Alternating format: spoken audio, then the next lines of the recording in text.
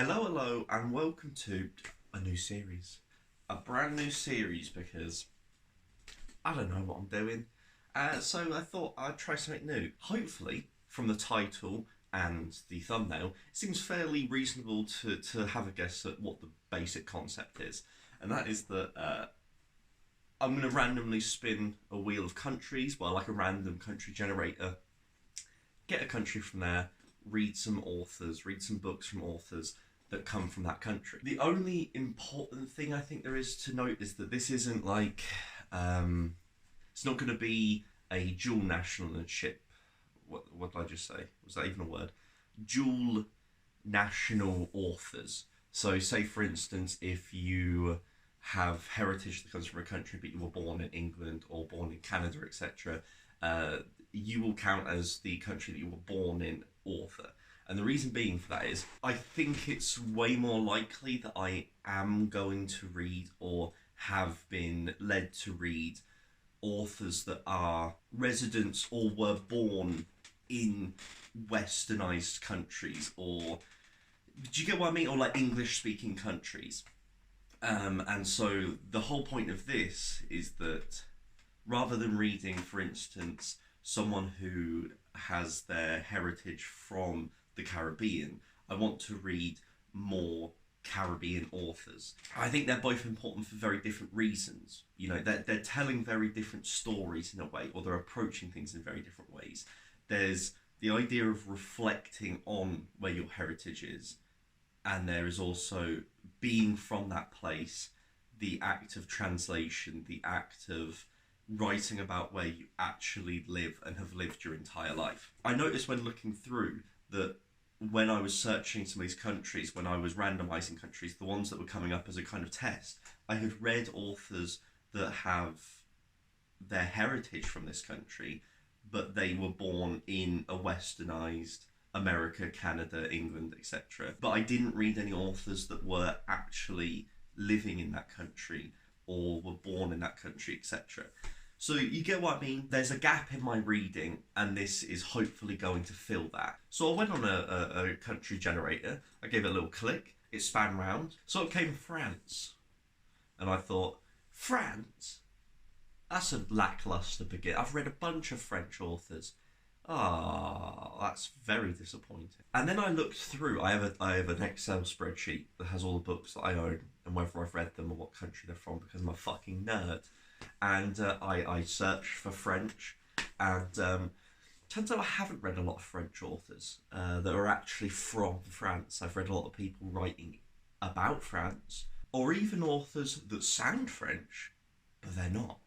And so it turns out that I've actually only read 2 authors that have actually been born and lived in France. And to give a quick overview of those to begin with, I think the most famous by far out of this entire list is Little Prince by Antoine de Saint-Exupéry. I don't know how to pronounce it. I'm terrible at pronunciation. I want to apologise on behalf of this entire series that I am going to suck. But, I mean, The Little Prince, it's just a very nice story. You know, it's one of those classic subtextual tales for children where an adult gets something from it and a child gets something from it. It's just about an aircraft person, like a pilot who crash lands, finds a boy, and the boy's like, bruh, I like travel through space and shit. And he tells a story. It's very cute, very nice, but I know this is a lot of people's like favourite children's book, so I don't need to say a lot about that. And the other one I read was for a video, which was reading Man Carry Things, reading Jake's favourite books, and that was The Mad and the Bad by Jean-Patrick Manchette, which was mental. It was crazy. I don't think that's exactly surprising when I say that I'm reading it because of Jake, but nevertheless, it's about the attempted kidnapping of a child, and it just gets crazy. It's just it gets bloody, it gets wild, it gets crazy. It's unlike anything I've read. Very brutal, straightforward prose. To give you an idea, it's Thompson stabbed him in the heart with a rigid hacksaw blade mounted on a large cylindrical hilt with a circular sheet metal guard. While the guard prevented the blood from spurting, Thompson pumped the cylindrical hilt vigorously. and the person's heart was sliced into 2 or more pieces. The victim opened his mouth and a single spasm shook him. His rump struck the door and he slumped forward, dead. So that's the kind of prose we're talking here. It's very matter of fact, which does create a hell of an atmosphere that then it kind of builds into that almost absurd level of violence. That it was a fun read. It wasn't my favourite, but it was a fun read. Getting those 2 out of the way, we now move on to the actual point of the video. The idea is that I'm going to find 2 books from one that I would consider a very famous author in that country, and then a not so famous author, or like one that I haven't heard of spoken about as much, and then wrapping that together. I mean, when you think about French authors, you get Alexandre Dumas, etc. I ain't reading a book that big. Fuck that shit. I refuse. So instead I thought, who is the most famous French author at the moment? That has to be Annie Ernaux, based on winning the Nobel Prize for Literature, you know? Even if you haven't heard of her or heard of her books, I feel like that name is now, you know that a French person won the Nobel Prize, probably. Annie Ernaux had been on my list for a long time because Fitzcarraldo print a lot of their stuff. And so they'd been on my watch list, they'd been on my wish list for a long time, but I was like, I'll get to it eventually, I have other stuff to read, I don't want to waste money. You know, like a clever person. And then, all of a sudden, the motherfucker wins the Nobel Prize for literature, and I'm left in the cold when every single one of her books sells out everywhere instantaneously. I was rumbled, I was quite frustrated. When I knew that I couldn't get it, it became a passion to have one. It's a common character flaw. It's a big one for me. Just long story short, I went into a Waterstones in a place I don't live. I was just there for the day, and I was like, fuck it, I'll look in the essay section and see whether it's there. And there it was, A Girl's Story, and I was pumped. I really enjoyed this book. Spoiler alert, I really enjoy Annie Ernaux's writing. I put this in the same vein as like The Year of Magical Thinking, which is where it's just someone reflecting on their life. And as a result, sometimes you can really get lost in that. So the same way that I think that The Year of Magical Thinking has about 40 pages where Joan Didion's just kind of losing herself to come back to the point, I do think that the Annie Ernaux's A Girl's Story has a similar issue where I was reading and I was like, where is this going now? And then it comes back, but Annie Ernaux owns it and is like, I don't know what the fuck I was just talking about, but evidently it's what I needed to say. And I respect that. It's like reading someone's therapy sessions. So the basic premise is that Annie Ernaux visits her past in 1958, where she went to be a camp instructor in Normandy and realised that at the time she submitted herself wholly to a man. She spent a night with a man, and who was like an older camp instructor, and she realises that she has submitted her complete will to him, and that everything she's doing when he ignores her is all for him, wanting to better herself, wanting to change, wanting to be smarter, get good grades. It was all in the hopes of capturing his eye. And I think it's sad that this is a story from 1958 in terms of her writing about her life in 1958, because I do think it's extremely relatable for a lot of people in a university setting. So many people in first year meet someone in third year, etc., that is just looking to take advantage of them, and they become enraptured, and it's just an untold sad truth. And so it was nice reading someone so poignantly explain it and just kind of be like, you cannot blame yourself. You are a different person and you will come out the other side of it, and you won't even be able to recognise the person that you were at that point. And yeah, I thought it was fantastic. This is translated by Alison L. Strayer as well. And I knew I was going to love this book immediately when the first epitaph is, I know it sounds absurd, please tell me who I am, which is a Supertramp lyric. And I mean, Supertramp slack. To give you an idea of whether you think this is up your alley, there is a one-page segment at the beginning that I think will perfectly, you'll get the idea of what the writing's like, you'll get the idea of what the story being told is. I think it does a much better job than any blurb I've ever read to give you an idea of whether this book's for you. There are beings who are overwhelmed by the reality of others, their way of speaking, of crossing their legs, of lighting a cigarette. They become mired in the presence of others. One day, or rather one night, they are swept away into the desire and the will of a single other. Everything they believed about themselves vanishes.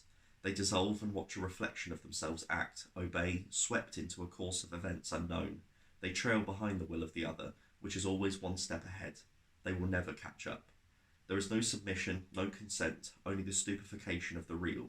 All one can do is repeat, "This can't be happening to me," or "Is it me this is happening to?" But in the event, me is no longer, has already changed. All that remains is the other, master of the situation, of every gesture and the moment to follow, which only he foresees. Then the other goes away. You have ceased to interest him. He abandons you with the real, for example, a stained pair of underwear. All he cares about is his own time now, and you are alone with your habit of obeying, already hard to shake, alone in a time bereft of a master.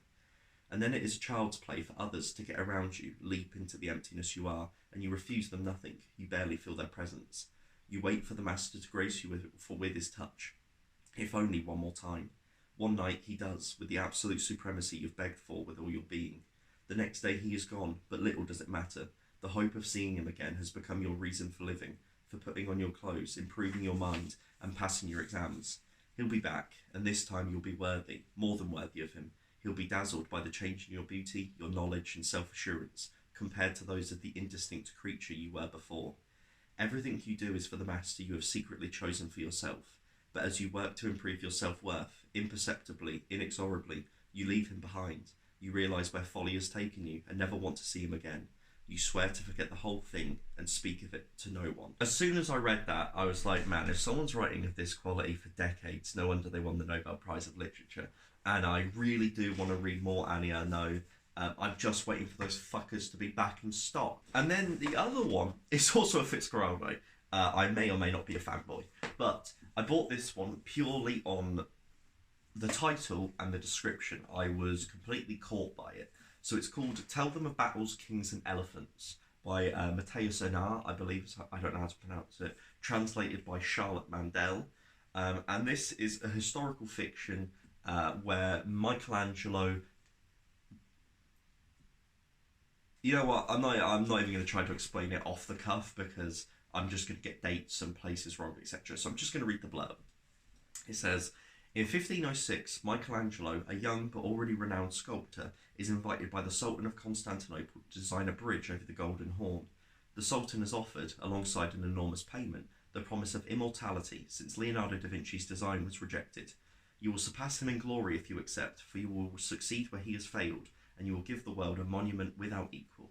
Michelangelo, after some hesitation, flees Rome and an irritated Pope Julius II, whose commission he leaves unfinished, and arrives in Constantinople for this truly epic project.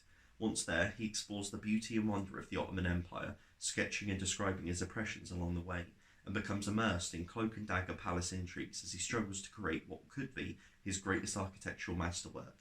Constructed from real historical fragments, Tell Them of Battles, Kings and Elephants is a thrilling novella about why stories are told, why bridges are built, and how seemingly unmatched pieces seen from opposite sides of civilization can mirror one another.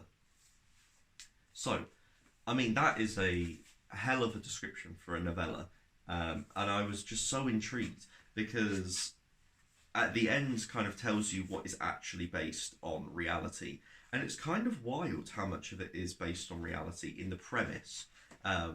The idea that Michelangelo truly was invited to design the Golden Horn, and he did actually sketch something, but nothing ever happened with it.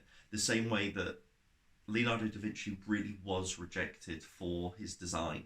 And the biggest thing that I think this book does well is describing Constantinople. It really captures the smells, the sounds, the views. It really just draws you in with this prose.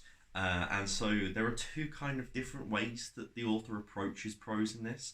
There are sections where it's very straightforward, very matter of fact, which kind of plays into the concept of creation and how we view things as art, but sometimes artists can view things as very like their job and very straightforward. And then on the other hand, you've got these very lyrical, very poetical first person bits that are so flowery, that it just drips with this kind of emotive language that I think really does a good balance of building one on top of each other. You see what I did there? Building. And overall, I just really enjoyed it. It didn't blow me away. I wasn't thrown out of my seat with awe. I just thought it was a solid read that was really just a nice. I read it on a train journey because it's very, very excerpt-esque. Like, it's super, just one-page little bits. So you can get through it really quickly. The epitaph for this, apparently French really love their little quotes at the beginning, which is from Rudyard Kipling. Tell them of what thou alone hast seen, then what thou hast heard, and since they be children, tell them of battles and kings, horses, devils, elephants and angels, but omit not to tell them of love and such like. The book does a good job of, as that describes, the idea of capturing the scope and the awe-inspiring nature of where he's visiting, but also keeping a very personal, relationship-based, emotive sense of where he is as well. So it's simultaneously about the character and the location, and I think the book does a very good job of that. So there we go. That is me doing a new idea. Who'd have thunk it? Reading books from authors born in different countries. If you have enjoyed, please do like, please do subscribe. Let me know if you've got any French authors that you would recommend to me, and also if you've read any of the books I've mentioned today. I'd be very interested in hearing in terms of different authors, because the idea of this is to build up, not just do one country and move on. It's the idea that I'm looking for authors to then integrate later on. Now, I have also spun for the next 2 countries. So I'm going to tell you both of them now, in the hopes that in the comment section, if you can think of anyone, please do let me know. It'd be great to hear from people that have read the authors, can kind of know if they think I'll vibe with it, etc. So the first one is Japan. Now, I've read a lot more Japanese authors, like Murakami, Murata, etc, etc. I'm not going to list everyone. But Japan is one that I'm very interested in. I was hoping it would come up, so I am glad that it came up second. I already have some ideas for books that I already own. The idea is to go through books that I already owned and read some of them.